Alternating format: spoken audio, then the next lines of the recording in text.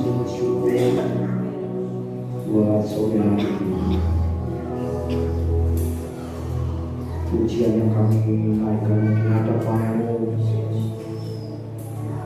biar itu yang berbicara pada kami betapa kasih-Mu luar biasa bagi kami. Dengan sangat percaya kasih-Mu itu yang memulihkan akan setiap kehidupan kami. Sebentar kami ambil tubuh dan darah-Mu, melayakkan akan setiap kami, melayakkan setiap kami, melayakkan setiap kami. Terima kasih di dalam nama Yesus. Kita bisa balik berdiri bersama-sama.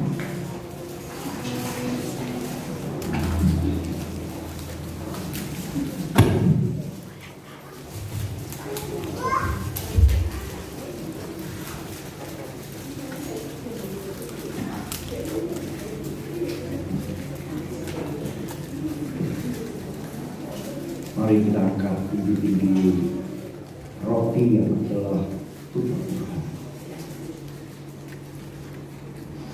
Apa yang ingin sebentar kamu lakukan, kami terus berdoa supaya oleh anugerah-Mu, oleh Roh-Mu yang kudus menolong kami sadar sepenuhnya bahwa ini perintah daripada-Mu, supaya kami terus mengingat akan pengorbanan yang luar biasa bagi kami. Kami sungguh-sungguh bersyukur dengan apa yang Kau lakukan bagi kami. Kasih-Mu sungguh nyata bagi kami. Terima kasih Tuhan, kami mengamalkan sama-sama di dalam nama Yesus.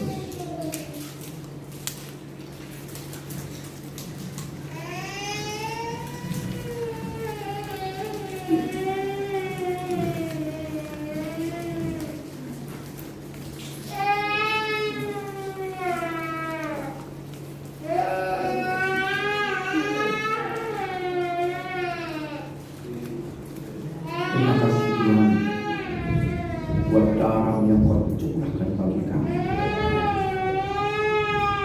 Darah yang sangat mahal, supaya setiap kami benar-benar sadar bahwa Kau membayar lunas segala dosa kami. Terima kasih Tuhan. Kami mau ingin sama-sama di dalam nama Yesus.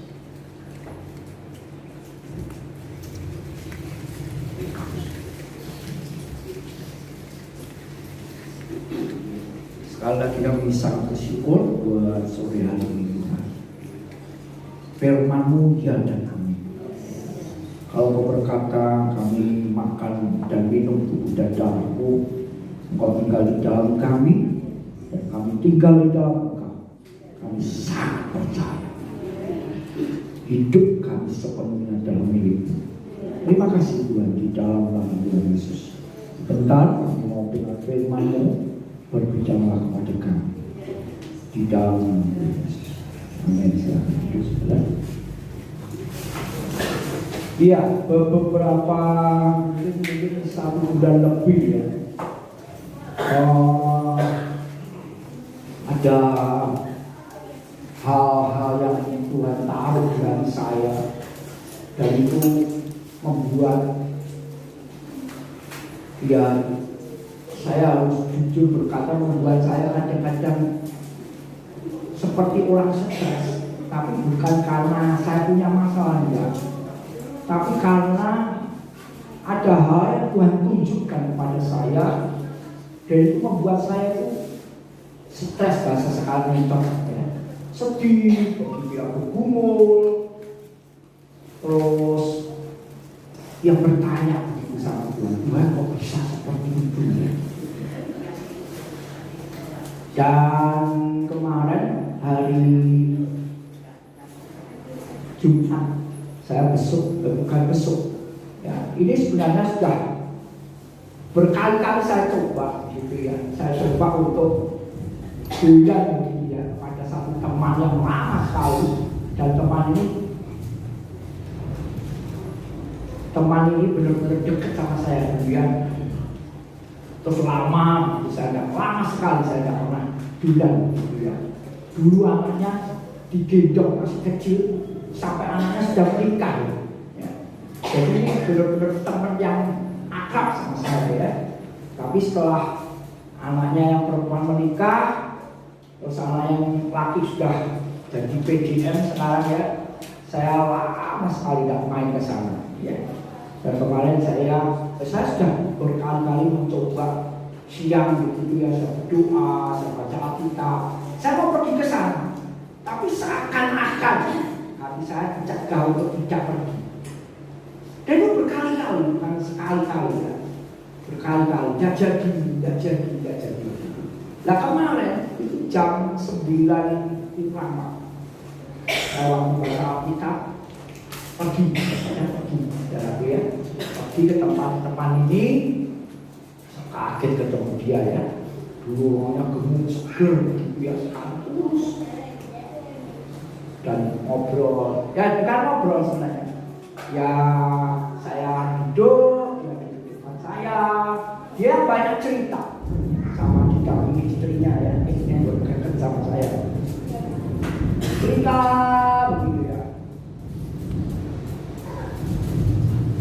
Ya saya cuma seperti sampai lama, mungkin hampir 1 jam tak terasa orang cerita ya.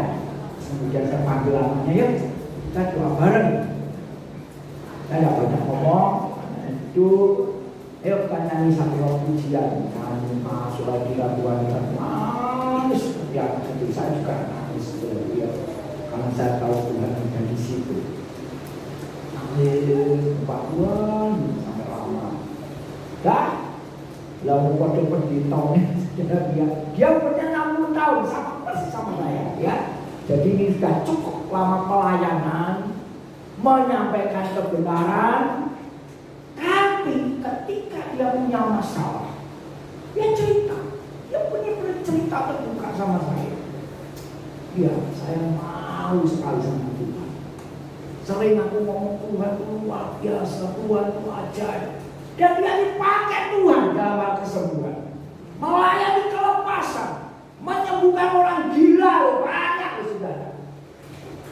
Dia tuh dulu menampung orang-orang gila, masih muda saya. Saya masih ingat Dimas, tahu teman Dimas, teman kita sudah meninggal ya. Itu pernah sama saya itu budak makanya. Ya karena saya dekat sama dia ya. Dia kalau panggil saya padahal umurnya bodoh. Kalau saya dipanggil, saya panggil dia apa? Sampai itu sering ada orang sumpan katanya ya. Saya datang sama Dimas ke sana. Muda, anak mahasiswa, stres di kalau saya ya. Wow, umel sampai berapa jam dilayani sama dia sama istrinya, keluar setannya. Saya datang ke sana, saya lihatin dia. Diajak ngobrol, setan itu penipu. Kalau diajak ngobrol ngaku sih, bener dah. Diajak ngobrol, di ngomong, setan keluar. Lah setannya, ya tidak tahu itu setan apa enggak, saya tidak tahu ya. Tahu-tahu ceweknya yang ngomong gini, kamu setan kodok kita. Dimas kan gemuk, orangnya pendek gemuk itu. Kamu setan kodok kita. Sampai awal setan itu ngantor dia karena disekat dia tahu Dimas diludahi lakukan tahu saya tidak ikut nangking. Kalau coba saya nanti nangking diludahi muka saya, wah saya terpinggal, wah Dimas kurang ajar kan. Terus ya bangun, saya ngomong, bangun orangnya sudah sadar, bangun, saya ngomong, ya bangun, orangnya sadar, kurang ajar ini, begitu dia sadar, dia mes.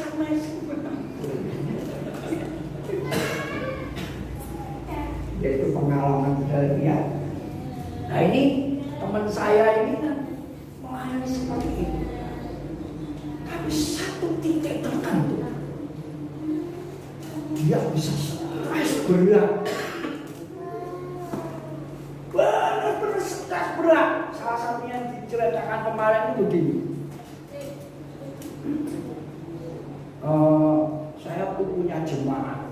Ini dari kecil. Saya openi. Saya rawat, saya gembalakan, saya besar, dewasa, menikah. Saya bimbing. Saya berkati di gereja ini, punya anak, diberkati Tuhan sekarang pindah gereja. Ini saya terima. Dipikirin terus, akhirnya stres berat. Dah, sekarang dia ngomong begini, sekarang saya ini tidak bisa makan. Saya lihat nasi itu seperti busuk. Dah, tidak mau makan. Dah. Sampai habis badannya. Nah, sebelum itu kan saya dulu pernah cerita juga sama teman-teman di sini ya. Tuhan mulai bukakan hal-hal yang terjadi di dalam gereja. Dan saudara mesti perhatikan hati-hati dalam hidup. Tidak menjamin kok berapa lama mengikut Tuhan. Tidak menjamin. Yang menjamin adalah ketika kau mengikut Tuhan dan kau rindu seperti apa yang kita nyanyikan tadi. Kau yang terindah. Amin. Kalau kau sampai dalam perjalanan hidupmu ini kepada Tuhan dan kau tidak pernah menemukan keindahan Tuhan, hati-hati.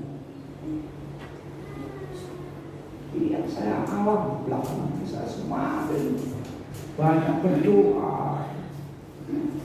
Sekali lagi banyak berdoa buat kalian, supaya kita mengalami namanya perjumpaan dengan Tuhan. Kau yang termanis. Amin. Percayalah ketika kau mengalami perjumpaan dengan Tuhan, hidup pasti berubah. Dan kau hanya memandang keindahan Tuhan, kau memandang kemanisan Tuhan. Amin.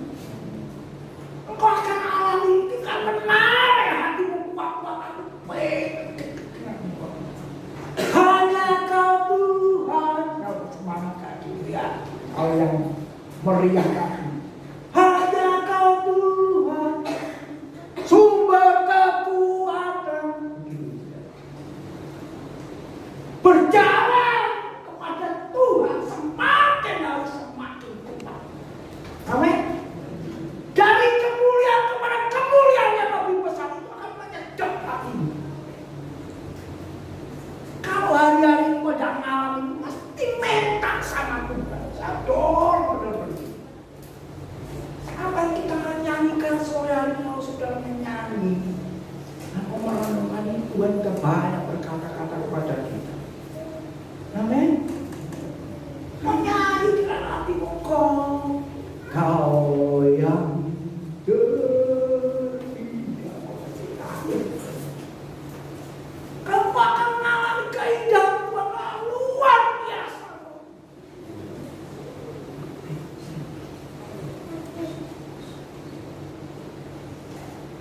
Lebih dari segalanya, benar gak?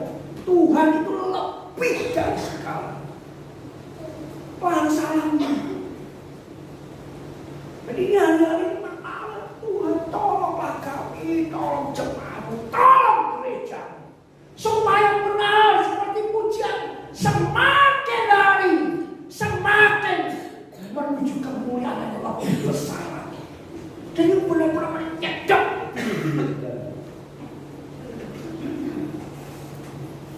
Amin. Ya. Saya ada pohon di gereja, pohon meneduh sebenarnya ya. Pohonnya namanya ketapang. Ya. Saya perhatikan, waduh, itu ya pertama sedikit sih, benalu saudara-saudara. Terus lama-lama karena saya biarkan itu, ketapang itu benarnya ampun bener. Nempel sampai pohon itu sama daun pohonnya sama daun benaunya menang benaunya. Saking akeh. Akhirnya saya sama Heru itu orang gereja juga ketok yo ketok. Wah itu cantengan kerana pakai semprot baik kondak. Habis potong habis. Itu benau sampai segini loh. Begini itu mentol itu sudah. Baik itu mati disedot itu nih. Potong sampai gundul resik tinggal batang besarnya saja. Dah. Sekarang kalau saudara lihat pergi ke DRJ lapangan basket itu ada pohon ketapang buah besar. Nggak ada satupun benau, tapi pohonnya jadi ringkap bagus. Perhatikan hidup kita, perhatikan hidup kita ya. Banyak benau dalam hidup dan hidup.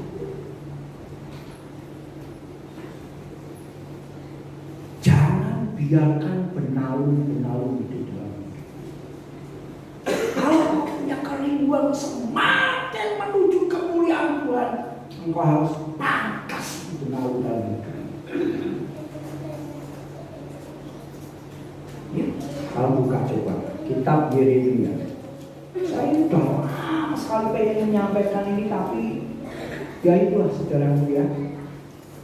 Dan tiap Tuhan ngomong ya sudah saya ngomong gitu ya. Ini sudah berbulan-bulan sebenarnya firman yang saya sampaikan ya. Tapi hari-hari tadi pagi di pusat Pak Yuel yang cerita yang khotbah sungguh hati Tuhan kasih yang sekali pada hamba Tuhan. Nah ini yang lucu kemarin saya dengar istrinya teman saya ini dia ngomong gini, beda deh pendeta ambil hamba Tuhan lepok. Tapi dia ngomong beda deh pendeta ambil hamba Tuhan. Nah hamba Tuhan ini melakukan firman Tuhan. Nah pendeta belum tentu ada. Aduh deh aku ngomong ini aduh. Ya, dia ngomong juga sama suami, Pak dulu kamu sudah tak bilang bapaknya itu wakil dan suka menolong gereja. Sekali lagi hamba Tuhan itu luar biasa. Saya kenal benar-benar dia luar biasa cinta Tuhan. Tapi agak lama-lama agak itulah saudara gue. Pengen dihargai, pengen dihormati. Nah, istrinya sudah bilang, Pak sudah berhenti Pak. Nanti Papa masih kecewa. Engkau boleh nolong sana sini sana ini, tapi tujuanmu salah. Nah benar saudara. Begitu dia sakit, tidak ada satupun pendeta katanya dia ngomong pendeta sebetulnya besok saudara. Nah, saya ini juga tidak pernah besok. Percayalah, saya tidak besok kalian. Tapi kalian ada di dalam doa saya tiap hari. Ya. Yang ada orang yang dipanggil memang sukanya besuk. Ya ada. Orang yang seperti itu. Tidak tenang. Akhirnya dia kecewa. Kita bisa bayangin saya datang dulu. Dia langsung ngomong, wah Tuhan terima kasih. Hari ini saya dapat mujizat besar. Pak Petrus bisa datang ke rumah, lo bayangin sama begitu loh saudara. Parah ya.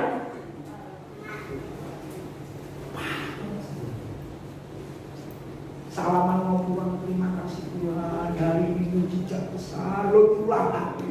Pak Petrus datang ke rumah, terima kasih Tuhan. Harus jodoh ya. Yeremia, ya. Yeremia, sorry bukan Yeremia. Yesaya 5 ya. Yesaya 5 ayat 1 dan 2 saya akan bacakan. Aku hendak menyanyikan nyanyian tentang kekasihku. Nyanyian kekasihku tentang kebun anggur anggurnya. Kekasihku itu mempunyai kebun anggur di lereng bukit yang apa? Yang apa? Yang subur. Jadi kalau tanahnya subur, tanam macam apa pasti jadi, benar ya? Tanahnya subur. Ayat 2. Dia cangkolnya dan membuang batu-batunya. Wah, ini dari yang punya ini memang benar-benar luar. Yang tahu tanah yang subur, yang bersihkan semua.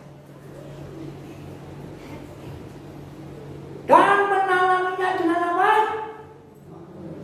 Dengan apa? Pohon anggur pilihan. Oh, ya, teman gereja kita itu namanya, ya sudah tidak saya sebut, tiap ada promo orang jual pohon anggur, dan itu anggur hijau yang lonjong-lonjong kan ya, kita lihat ya, pohon anggur hijau yang lonjong-lonjong, bisa makan muas sekali. Dia tanam dijamin 100% manis. Ditanam benar saudara, wah tumbuh, ya senang sekali, mau merembet-rembet kasih rembetan ini ya, satu saat wah, ya semakin ciri-ciri, bintang gede, begitu gede mundur sangat wajib, lakon ngapusi ya nggak ngapusi, mungkin tanahnya nggak cocok atau gimana, iklimnya nggak cocok bisa juga, ya. Ini tapi Tuhan yang ngomong, pokok anggur pilihan, ia mendirikan sebuah menara jaga di tengah-tengahnya dan menggali lubang tempat memeras anggur. Lalu dinantinya supaya kebun anggur itu menghasilkan buah anggur yang baik, pohon pilihan. Pasti benar pikirannya dia mesti poin yang namanya. Tetapi yang dihasilkannya ialah buah anggur yang asam. Apa ahli itu punya teman di Bali, punya kebun anggur ya, tiap tahun kita para pengusaha dikirim anggur satu kilo, ya kan? Enak ya? Enak. Itu seperti saya dapat seperti buah. Ya seperti ini lah gede lah, kotaknya itu lah. Ya rotok cilik-cilik. Tak buka wah dia anggur hitam-hitam. Kalau rambut orang gede, rambut hitam. Nah jika sih kita bilang ya Tuhanku Yesus. Oh, cuk.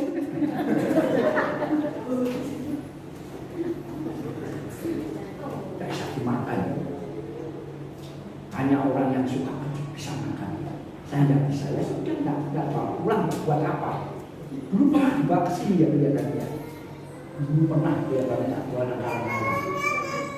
Kok yang tak mungkin dimakan kecut. Ya, kecut. Iya, berbicara. Dalam ini gambaran. Dalam hari-hari ini, kalau mau merindukan dekat dengan Tuhan, kalau harus perhatikan kita ini semua pokok anggur pilihan. Perhatikan buahmu itu kecut atau tidak. Saya masih ingat tahun lalu Natal Pak Matono doa dapat tema berbuah lebat. Ya nak buah lebat. Lagi orang pokok dan orang yang sih doyan makan, tertentu saja yang suka makan. Dalam buka sekarang Injil Yohanes, kita lihat tentang pokok anggur ini. Yohanes 15. Saya mau sampaikan ini seringkali memang dibahas pokok anggur yang benar ini, seringkali dibahasnya dalam menempel atau tidak dengan Tuhan. Perikop ini sama sekali tidak membahas tentang itu. Perikop ini jelas membahas bahwa saudara dan saya ini sudah menempel sama Tuhan. Amin. Kita semuanya menempel sama Tuhan. Tapi masalah terbesar di dalam kita menempel sama Tuhan, kita mau tidak dibersihkan oleh Bapa. Itu yang penting. Ya, baca Yohanes 15 ayat 1. Akulah pokok anggur yang benar. Tuhan Yesus pokok anggur yang benar. Amin.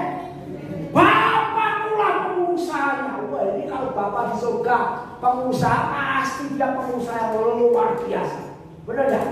Dia pasti mempedulikan namanya anggur ini, pokok anggur ini. Pasti, tidak mungkin ya.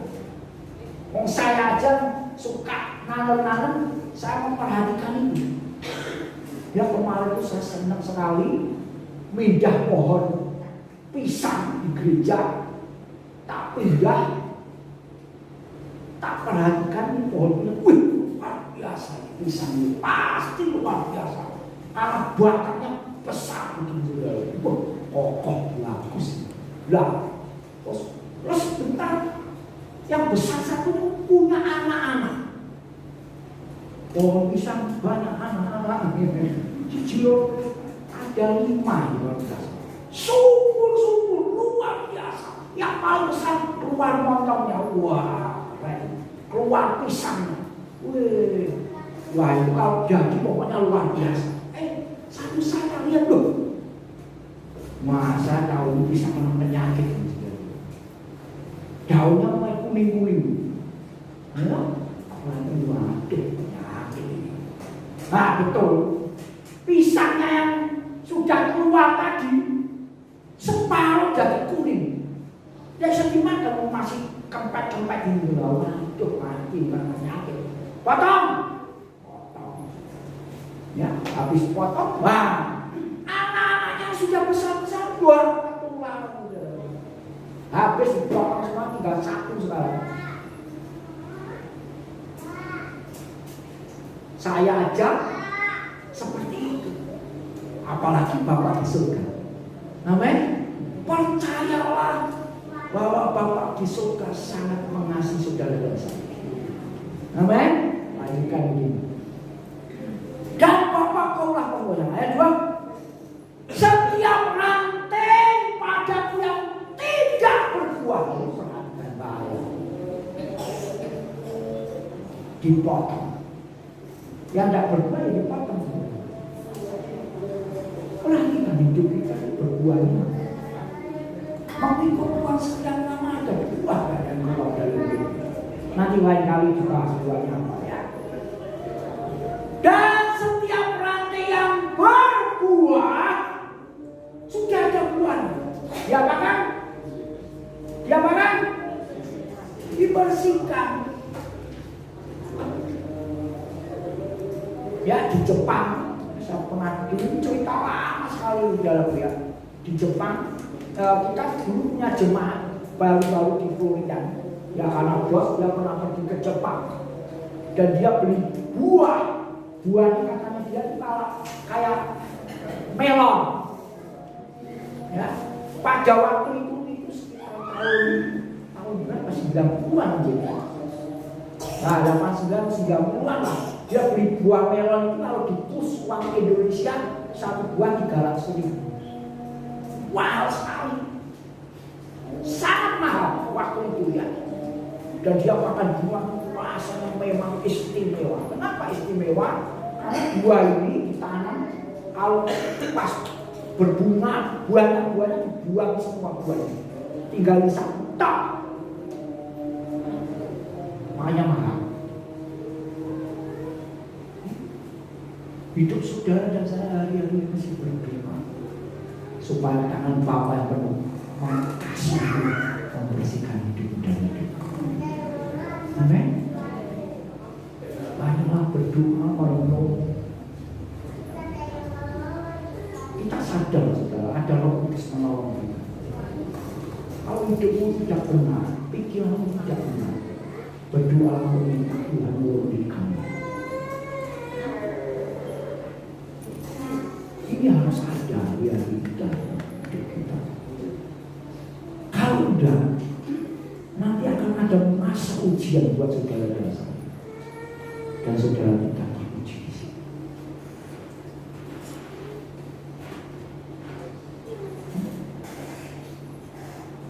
Ini yang sekali lagi buat bawaan dari kuasa Tuhan. Beri hati yang mudah bertobat bagi kami. Supaya ketika kau berkata-kata itu membuat kami sadar dan kami harus bertobat. Ya, dibersihkannya supaya apa? Supaya lebih banyak. Terus, kamu memang sudah bersih karena firman yang telah katakan kepadamu. Terus, cepat ini saya mau pergi. Hari ini, sekarang lihat saya baju putih, sepatuan mau pergi ke kubur. Ya, tinggallah di dalam aku dan aku di dalam kamu, sama seperti ranting tidak dapat berbuah dari dirinya sendiri kalau yang tidak tinggal pada pokok anggur. Demikian juga kamu tidak berbuah jika kamu tidak tinggal di dalam aku. Ini perenungan lama. Sekali lagi kata tinggal ini adalah persekutuan senantiasa. Oh, membantu. Ya. Sekali lagi, kalau mau sangat teduh, kalau mau berdoa, kalau mau membaca firman, lakukanlah itu karena kau mengasihi Tuhan. Amin. Bukan karena kewajiban. Ya. Saya melakukan membaca Alkitab, saya bersyukur kemarin sudah selesai 50 kali. Haleluya. Sudah yupel saya, ya. Sudah yupel. Ya.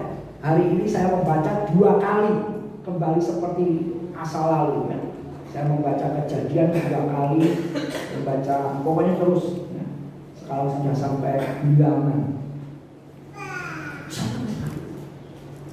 ada rasa jenuh, tapi saya mau pulang ke mengasihi. Aku mau belajar terus. Amin. Ini harus ada. Kau kerjakan semua itu karena kau mengasihi. Ini artinya tinggal waktunya kau membangun persekutuan dengan Tuhan, supaya kau bisa menyanyikan pujiannya. Hanya kau Tuhan, amin, sumber kekuatan. Kalau sudah menjadi hidupmu, gaya hidupmu, kau akan lain daripada yang. Amin. Mari kita berdoa. Terima kasih Tuhan buat firman-Mu sore hari ini. Kami ini sangat bersyukur. Kami percaya Engkau sudah banyak berkata-kata kepada kami. Satu doa kami supaya apa yang kami dengar kami lakukan dalam kehidupan kami. Mari kami berdiri dan katakan kepada Tuhan. Terima kasih. Saudara terkasih dalam Tuhan Yesus, telah mendengar firman Tuhan menyimpan dalam hatimu. Kau rindu mengalami kebenaran firman Tuhan. Sekarang pulang lagi dalam damai sejahtera Bapa, penyertaan Tuhan, persekutuan dengan Roh Kudus.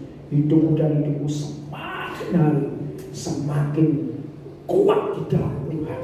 Semakin hari semakin terbakar oleh kebenaran firman Tuhan, sehingga hidupmu semakin hari merindukan untuk dibawa Tuhan dalam kemuliaan kepada kemuliaan yang lebih besar, supaya hidupmu menjadi berkat bagi banyak orang dimanapun kau berada. Setiap kita yang percaya berkata, dan Tuhan berkati.